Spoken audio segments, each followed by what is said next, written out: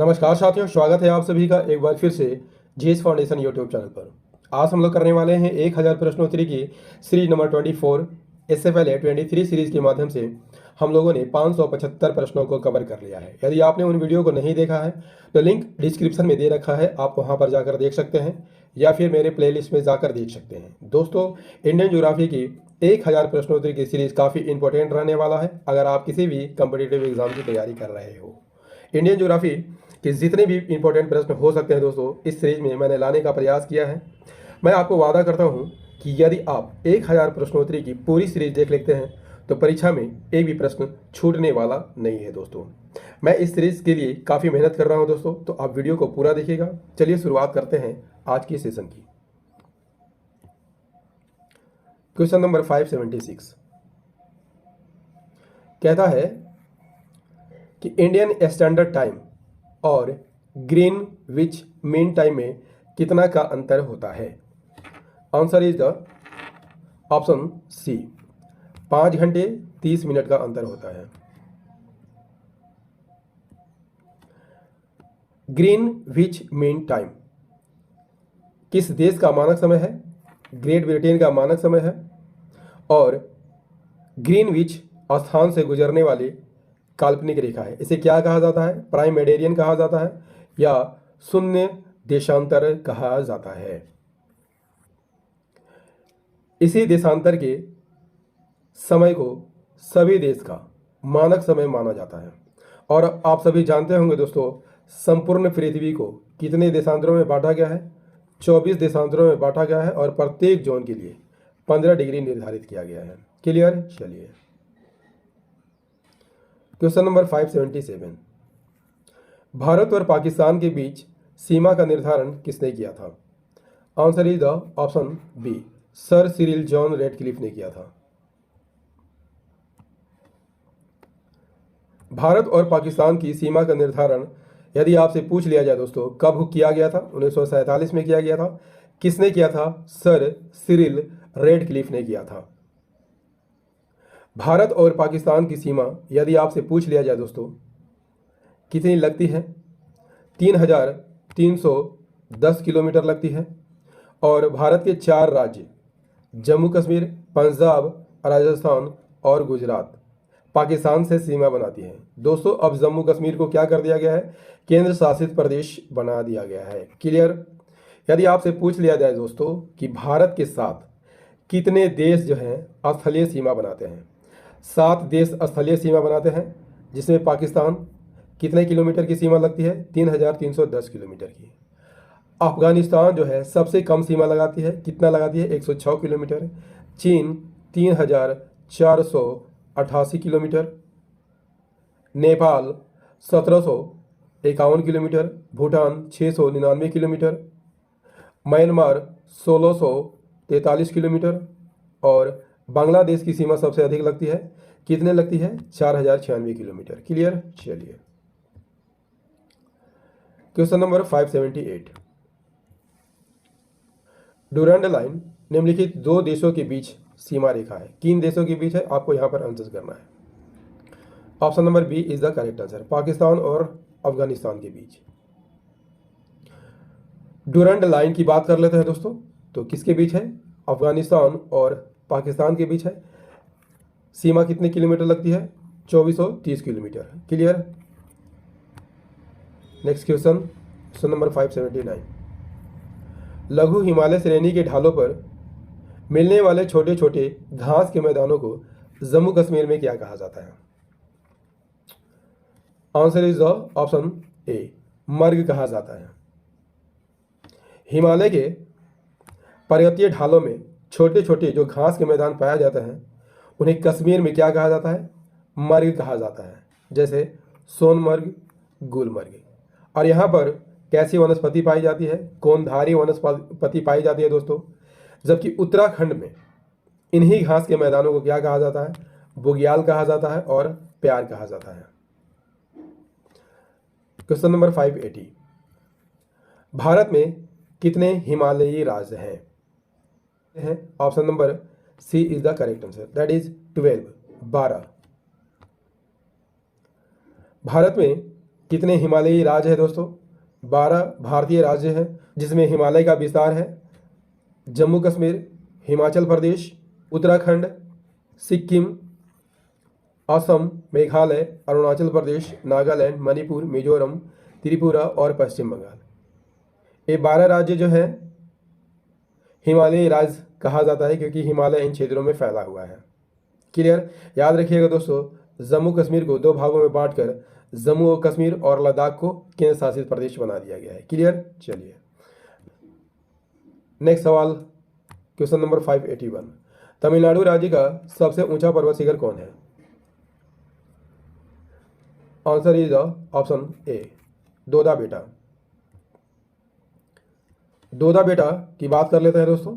तो पश्चिम घाट की पर्वतमाला की एक पर्वत है। किस राज्य में स्थित है? तमिलनाडु राज्य में स्थित है और नीलगिरी जिले में स्थित है।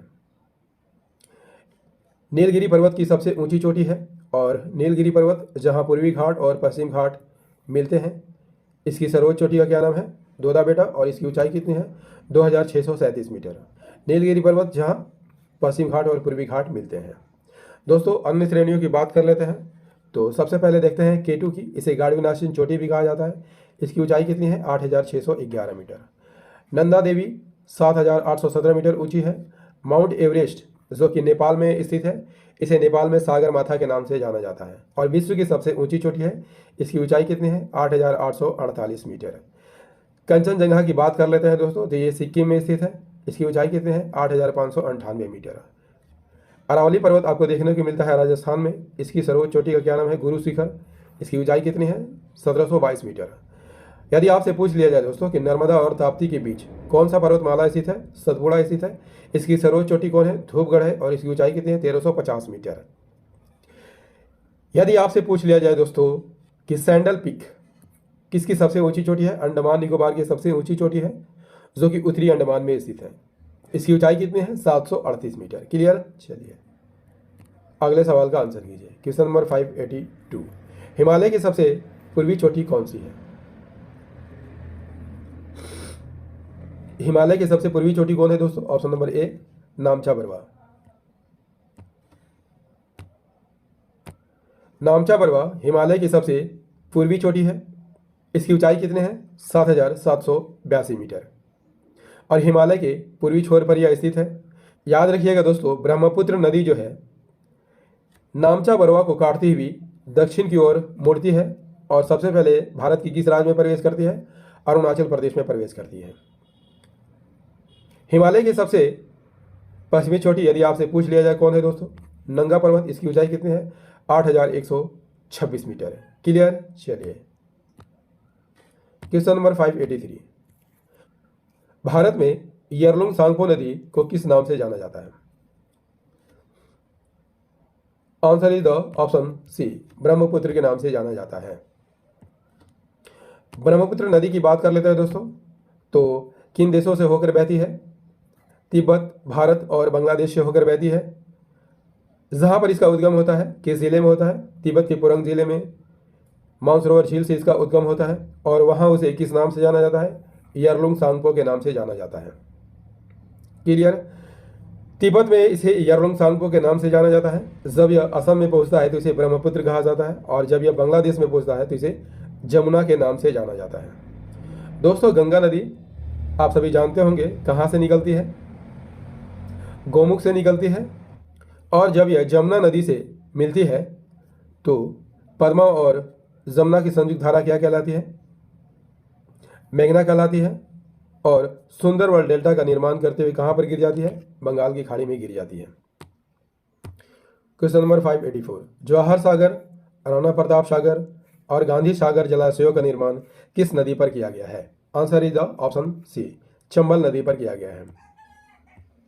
चंबल नदी की बात कर लिया जाए दोस्तों तो किस नदी की सहायक नदी है?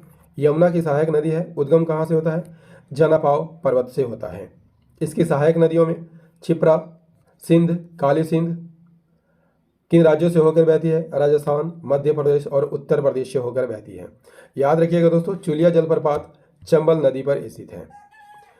इस पर कौन कौन से परियोजनाएं हैं? गांधी सागर बांध जो कि एमपी में है। इसके अलावा जवाहर सागर बांध, राणा प्रताप सागर बांध और कोटा बैराज, ये सभी राजस्थान में है। क्लियर। चलिए अगले सवाल का आंसर कीजिए। क्वेश्चन नंबर 585, निम्नलिखित में से कौन सा युग्म सुमेलित है? कपिल धारा जलप्रपात, गोदावरी नदी, जोग जलप्रपात, शरावती नदी, शिव समुद्रम जलप्रपात, कावेरी नदी।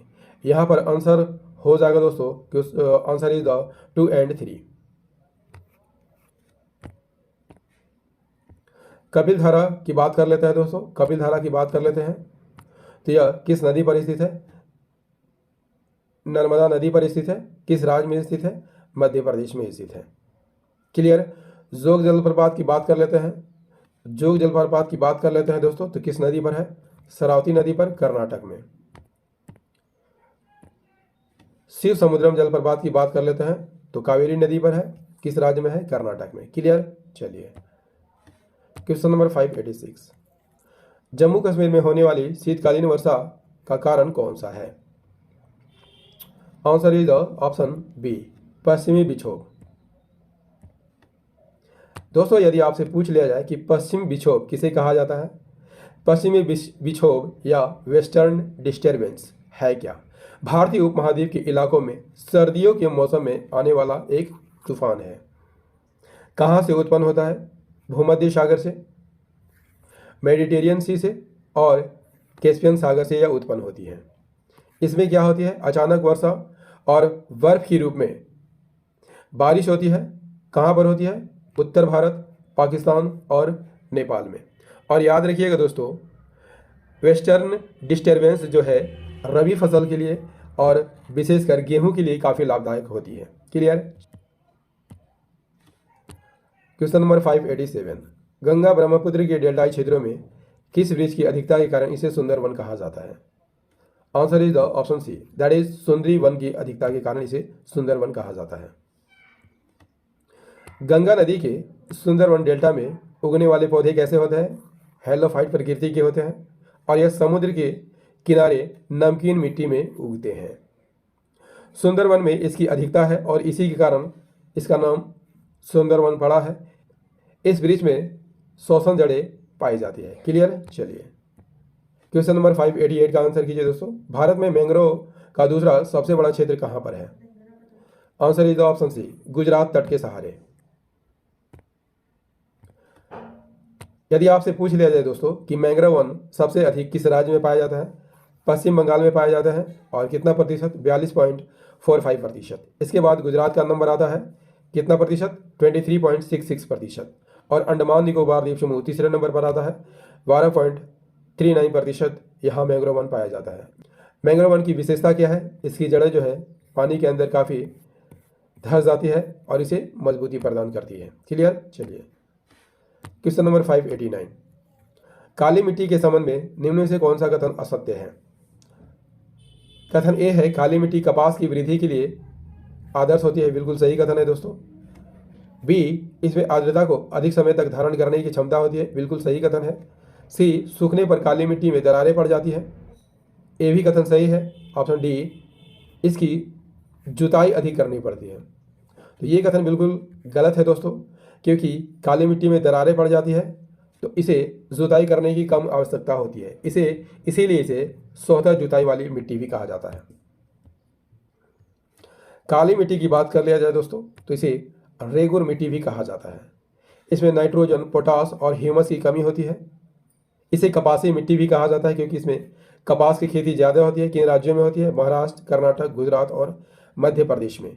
मिट्टी का रंग काला क्यों होता है? क्योंकि इसमें टिटेनी, फेरस, मैग्नेटाइड और जीवांश उपस्थित होते हैं और अंतरराष्ट्रीय स्तर पर इसे चेरनोजम मिट्टी भी कहा जाता है। Next question is question number 590, Bharat में मैंग्रोव वनस्पति का सर्वाधिक विस्तार किस राज्य में है? Answer is the option B, that is Paschim Bangal में। पश्चिम बंगाल में भारत में मैंग्रोव का सर्वाधिक विस्तार है, बता चुका हूँ, 42.5%। इसके बाद गुजरात और अंडमान निकोबार द्वीप समूह का नंबर आता है।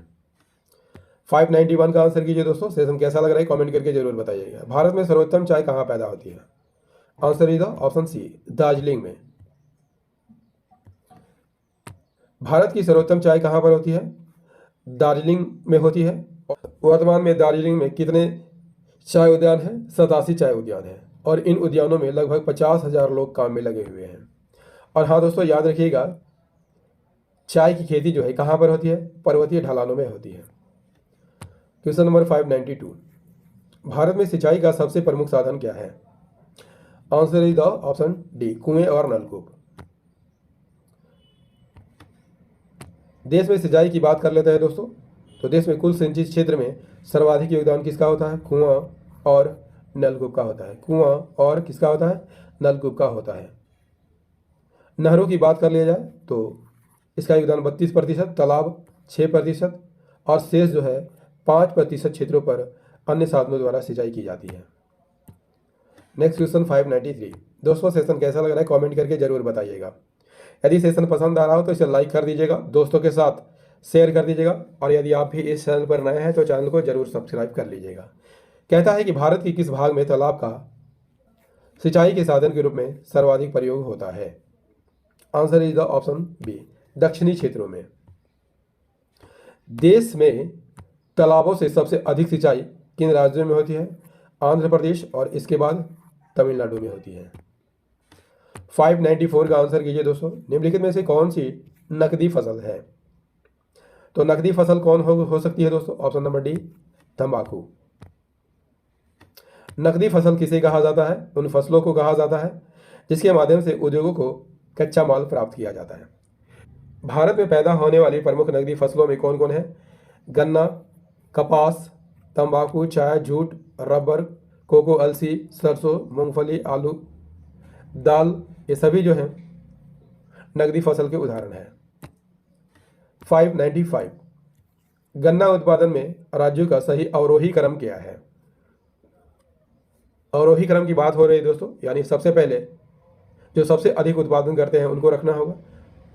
तो सबसे अधिक उत्पादन कौन करता है? Option number B is the correct answer, Uttar Pradesh, इसके बाद महाराष्ट्र, कर्नाटक और हरियाणा। गन्ने के उत्पादन में यदि आपसे पूछ लिया जाए कौन सा देश प्रथम स्थान पर है? ब्राजील है और भारत दूसरे नंबर पर आता है। भारत की बात कर लिया जाए तो सबसे ज़्यादा उत्तर प्रदेश में लगभग 50% या गन्ना का उत्पादन करता है। उसके बाद महाराष्ट्र, कर्नाटक, तमिलनाडु, आंध्र प्रदेश, गुजरात, बिहार और हरियाणा, पंजाब का नंबर आता है। 596, तेल एवं प्राकृतिक गैस आयोग ONGC की स्थापना कब हुई थी? Answer is the option D, 1956 में। ONGC की स्थापना कब होती है दोस्तों? 14 अगस्त 1956 को। मुख्यालय कहाँ है? देहरादून में। और भारत सरकार की कुल हिस्सेदारी कितनी है? 74.14%, लगभग 75%। क्वेश्चन नंबर 597, निम्नलिखित में कौन सा युग्म सुमेलित नहीं है? निम्नलिखित में कौन सा युग्म सुमेलित नहीं है? सूरतगढ़ राजस्थान में स्थित है, बिल्कुल सही सुमेलित है। ओबरा उत्तर प्रदेश में है। धुवरन गुजरात में है। कोथागुंडम तमिलनाडु में नहीं है दोस्तों। कोथागुंडम जो है किस राज्य में है? तेलंगाना में है। Suratgarh super thermal power station Rajasthan में। ओबरा ताप विद्युत गिरी उत्तर प्रदेश में। धुवरन थर्मल पावर स्टेशन गुजरात में, जबकि कोठागुंडम पावर स्टेशन तेलंगाना में स्थित है। क्वेश्चन नंबर 598, बेलाडीला किसके लिए प्रसिद्ध है? Answer is option B, loess के लिए प्रसिद्ध है। बेलाडीला की बात कर लिया जाए दोस्तों तो किस राज्य में स्थित है? छत्तीसगढ़ राज्य में स्थित है। किस जिले में स्थित है? दंतेवाड़ा जिले में स्थित है। और बेलाडीला खान से किस देश को अयस्क का निर्यात किया जाता है? जापान और दक्षिण कोरिया को।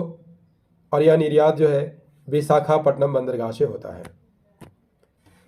599, राउरकेला इस्पात संयंत्र की स्थापना हुई थी किसके सहयोग से?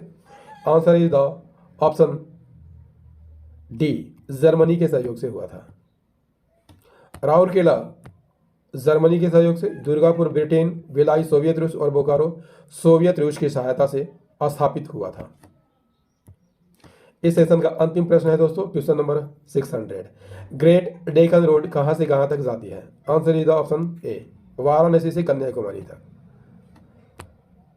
ग्रेट डेक्कन रोड कहां से कहां तक जाती है? वाराणसी से कन्याकुमारी तक। इसके बीच मिर्जापुर, जबलपुर, नागपुर, हैदराबाद, बेंगलोर, मदुरई आते हैं। क्लियर? चलिए दोस्तों 1000 प्रश्नोत्तरी की सीरीज नंबर 24 आपको कैसा लगा कमेंट करके ज़रूर बताइएगा। यदि सेशन पसंद आया हो तो इसे लाइक कर दीजिएगा, दोस्तों के साथ शेयर कर दीजिएगा और यदि आप भी इस चैनल पर नए हैं तो चैनल को सब्सक्राइब करके बेल आइकन को जरूर प्रेस कर लीजिएगा ताकि मेरे आने वाली हर वीडियो का नोटिफिकेशन दोस्तों आपको सही समय पर मिल सके। मिलते हैं अगले सेशन में 1000 प्रश्नोत्तरी की सीरीज नंबर 25 में। तब तक के लिए जय हिंद, धन्यवाद।